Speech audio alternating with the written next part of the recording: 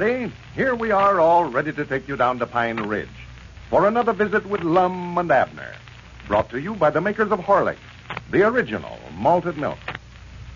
Because it is so nourishing and energy-giving, and because it is so easy to digest, a glass of Horlicks malted milk is a fine noonday luncheon. Delicious and refreshing, Horlicks at noon will keep you alert later. It won't leave you feeling drowsy as a heavy meal so often does. And here's another thing about the Horlicks luncheon. It doesn't have the excess of calories that a heavy meal has. That's why it's such a fine weight control lunch for overweight people. You can make a glass full of Horlicks quickly and easily, either at home or at your work. Mixed with water alone, Horlicks is an easily digested, energy-giving drink. Use sufficient of the powder and mix well to bring out the delicious flavor and aroma. You needn't add any flavoring or any raw milk unless you desire it. Try the Horlicks luncheon tomorrow noon. You can get Horlicks, you know, in either natural or chocolate flavor. And now, let's get ready for Lum and Abner. Well, the Pine Ridge Oil Company is no more. Lum and Abner and Grandpappy Spears sold their holdings to the Southwest Oil Company for $3,000 cash and a royalty of 10 cents per barrel on all the oil produced on the property. Well, after the deal was completed, they found that they had been the victims of another of Squire Skimp's schemes, as the Squire himself is the president of the Southwest Oil Company. And the Mr. Carter, with whom they were dealing, was only one of his henchmen. Well, as we look in on Pine Ridge today, Squire Skimp has already taken full charge of the oil business. And so we find Lum and Abner over at Lum's house explaining the transaction to their old friend, Dick Huddleston. Listen. No, I don't believe there's any way for you to make him trade back. You've already delivered the deed to him. Yeah, but we give him the deed before we found out Squire was the president of the company. Yeah, we thought the Southwest Oil Company was an outfit in Tulsa, Oklahoma. You know, that telegram we got saying for us not to sell our property till a representative got you, that was from Tulsa. Oh, yeah, this feller Carter's had come down here and made the deal with us. He's from Tulsa, all Yeah, right. that's it. Squire just hired him to come out here and make the deal because he knows we wouldn't sell it to him. Yeah, well, I wouldn't worry about it, fellas. Doesn't make any difference who owns it. You got the $3,000 that he paid you in cash, and if you get your 10 cents a barrel royalty, why, you'll make just as much out of it this way as you would if you'd sold it to anybody else. Yeah, if we get the royalty. Yeah. That's what I'm feared of with Squire Skimp handling it. I wouldn't trust that fella no further than I can tote a fine. Yeah, we'll just have to sit over there by the oil well, and every time they haul a barrel of oil off the place, just put it down on a little book. Yeah, we can keep up with it that way, all right. Well, the thing to do is just have an auditor go in there once a month. Yeah, I could do that. Have a who go in there once a month? An auditor? What's that? What's that? Ain't you never rode on a train, Abner? You don't mean to say you're going to run a train in there once a month? Oh, Abner, an auditor. Only we ain't going to run him in there. Yeah, a fella goes in there and audits the books once a month, Abner. Yeah, a fella goes in there and audits the books once a month, Abner. Yeah. Sees that they're keeping things right. Yeah, sees that they're keeping things right. Tells them they ought to do this and they ought to do that. An auditor. That's a good idea. I'm glad I thought of that. That's a heap better than having to sit over and count every barrel at the haul. I've been wondering how I could vacate myself and sit over there and count them barrels at the same time. Well, now, if you just wanted to lay around and rest, why, you could get yourself a hammock and just sort of lay over and rest and count barrels too, huh? Yeah, and I'd about get to counting them barrels and count myself right off to sleep. Like counting sheep. Squire'd have 400 or 500 barrels slip by me before I knowed it. Yeah. Well, of course, you could hire somebody to keep you awake. Well, me, if I was going to hire somebody to keep me awake, might as well have them count the barrels. Yeah. Well, sure, that's the thing to do. Yeah, just let them count the barrels, and then you can lay there in a hammock and sleep all day. Vacate yourself. Yeah, that'd be a fine vacation. It'd be a lot of fun. Lay out in a hammock all day by a oil well right here in the dead of winter and try to sleep. Well, of course, everybody to their own notion. I know I wouldn't enjoy it, but if you want to do it, well, it ain't no business of mine. But I'll tell you now, Lum, I'd be awful careful about who you get to count them barrels. First thing you know, he'll about count himself off to sleep, too. Oh, for goodness sake. Of course, you could hire somebody to keep him awake, but if you start that, there just ain't no stopping place. He'd have to get somebody to keep him awake, and then he'd have to get somebody to keep Abner, him don't awake. worry about it. Dick just said we wouldn't have to count them ourselves. We'll get a... What'd you call them things, Dick? Train. Auditors, Abner. Oh, well, I know there's train in there someplace. Abner, auditors works on trains. You saw them going up and down the aisles, got their names wrote right on them, up there on their caps. Oh, you mean the fella that runs the store there on the train? Does what, Abner? Runs the store, sells soda pop and peanuts and apples and postcards and all that stuff. News butchers is what he means, Dick. Come on, Abner. Auditors tells the engineer what he ought to do and what he ought not to do. Tells him when to stop and stuff like that. Well, kind of an auditor I'm talking about, though, is an accountant, Lum. Expert accountant, bookkeeper. Oh, yeah. Sure. Well, which? Which what? Which one of them are we going to get? I believe we better have the bookkeeper, Dick. That way I can help him. Well, it'll cost you a little something, but it'll be money well spent, especially with Squire Skimp in there. They drill some more wells over there, like you say. Well, you fellas have a nice income off that property. Oh, yeah. Yeah, me and Abner and Grandpap is dependent for the rest of our lives, you might say. Yeah. I'd have just druther it'd have been somebody else besides Squire Skimp we were going to have to deal with. That is, if I was having my druthers. Oh, well, if you keep a close watch on him, Lum, it'll turn out all right. I wouldn't worry about it. Yeah, what makes me so blame mad letting him put it over on us that way? Looks like every way we turn, we get mixed up with Squire Skimp in spite of all we can do. Yeah, I'm sure glad we made them sign that agreement saying they'd resume all their responsibilities of the company. If he bankrupts the thing or something like that, I don't want them coming back to us for part of the money. Yeah, well, it's a good thing you had him sign that all right.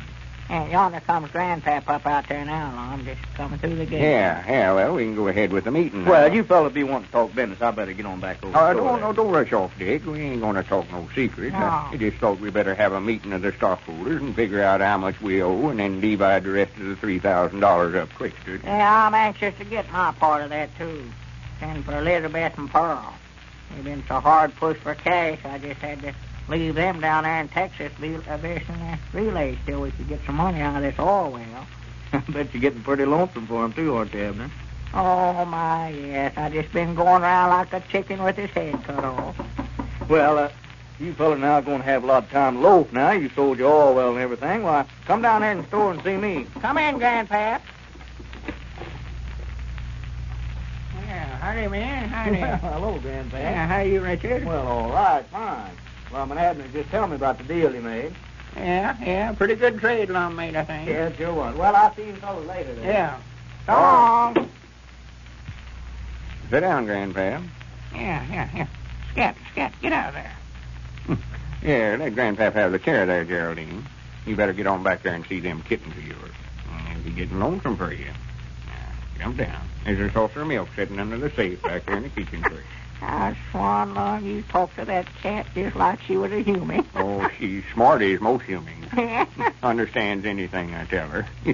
Well, we better get the meeting started, I reckon. Yeah, let's get it over with. I never seen no use to have a meeting no way. Why, of course not. Well, meeting is called to order then. Secretary will read the minutes of the Now, last... Lum, let's don't get into all that stuff. Let's get the meeting over with. All right. Well, we got to have a treasury report. Who is the treasurer? That's right. Well, we got all the bills here. I can read them. Yeah, go ahead. How much do they come to, Lum? What do they all amount to there? Well, I ain't figured them up yet. Grandpap, take that pencil and paper there and set these figures down when I call them out. We got to add them up. All right, let's have them now.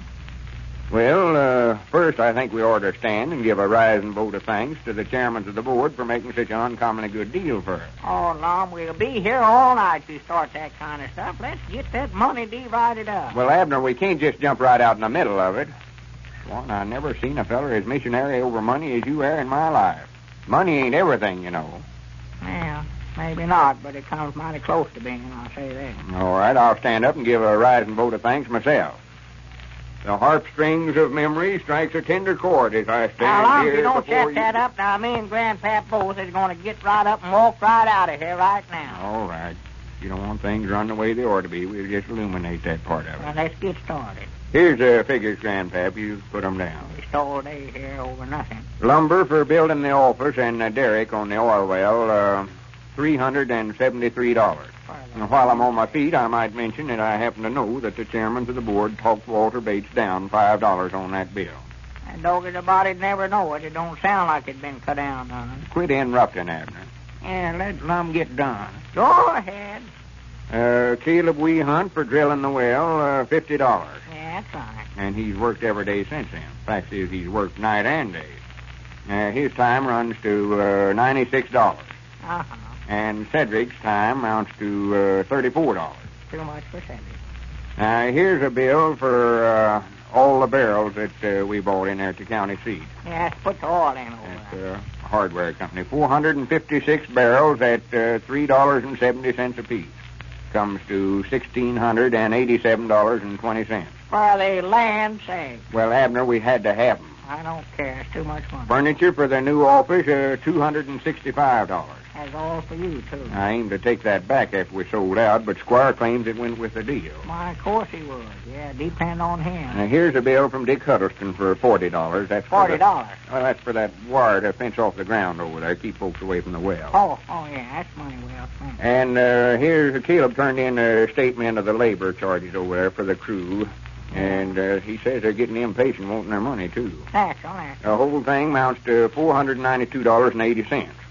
That's all over it. Add that up, Grandpap. I think that covers everything.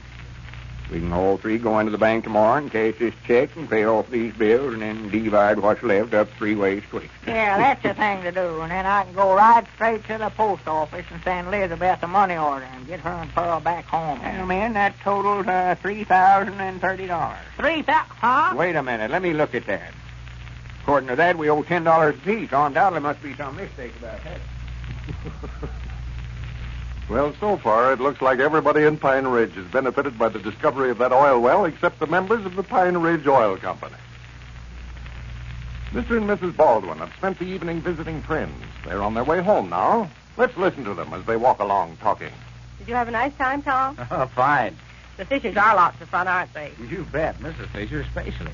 Oh, Bert's kind of a bore, always talking about himself. Uh-huh. Seems to me you were doing a bit of that yourself tonight. Who, me? Hey, I didn't have a chance. Every time I started, Bert interrupted me. I think Bert's very interesting, much more so than Martha Fisher. Bert, interesting? That's funny. Well, I had a nice time anyway. Well, I didn't say I didn't have a nice time. I just said that I get kind of tired listening to Bert. You know, Mrs. Fisher's certainly a real hostess. Wasn't that Horlicks delicious? The best malted milk I've ever tasted. You're not going to give Martha credit for that, are you? Well, why not? She mixed up that glass of Horlicks, didn't she? Horlicks is always delicious, no matter who mixes it. I could do every bit as well as Martha Fisher. Oh, so that's it, huh? You women certainly are a jealous lot. Nonsense, but I don't want to see Martha Fisher get credit for something that the makers of Horlicks are responsible for. Well, I'm willing to be convinced, but you'll have to prove it to me, though. I'll tell you what you do. Have a big glass of Horlicks waiting for me when I get home from the office tomorrow, and then I'll let you know if it's as good as that we had at Fisher's tonight. And listen, get a big package of Horlicks. And we'll always have it on hand to serve to folks that we're entertaining. You know, everybody likes Horlicks, and that's a mighty fine late evening drink, because it won't keep you awake later, as so many beverages do. And there's a mighty good point, folks. One reason why Horlicks is such a wonderful drink to serve in the evening. Far from keeping you awake later, Horlicks before going to bed relaxes and soothes, helps you to fall asleep easily and quickly. And Horlicks is such a delicious, refreshing drink. As Tom Baldwin said, everybody loves Horlicks malted milk. You can get Horlicks, you know, in either natural or chocolate flavor. This is Carlton Brickert, speaking for Lum and Abner and Horlicks, who bid you all good night and good health.